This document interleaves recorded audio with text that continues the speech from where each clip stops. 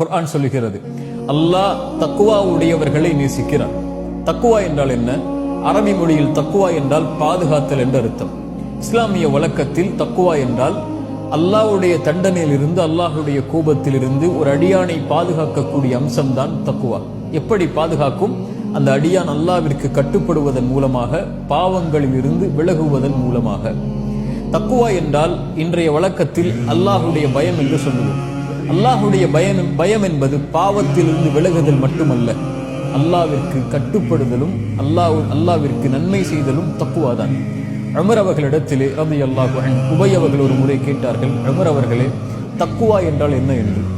உபை அவர்களுக்கு உமர் அவர்கள் சொன்னார்கள், உபையே, ஒரு முள்ளுள்ள இடத்திலே நடந்திருக்கிறாயா?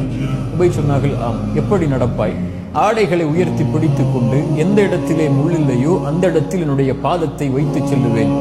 உமர் சொன்னார்கள், தாக்க தக்குவா, அதுதான் உபையே தக்குவா என்று.